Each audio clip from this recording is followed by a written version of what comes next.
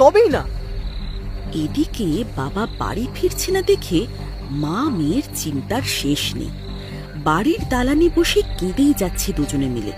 মাঝে মাঝে খুশি ঘুমে ঢলে পড়ছে মায়ের কোলে।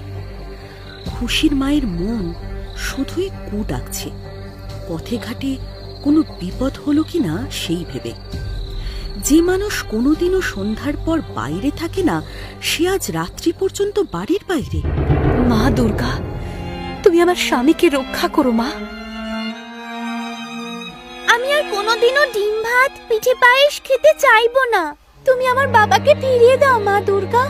ও মা, বাবা কখন আসবে মা?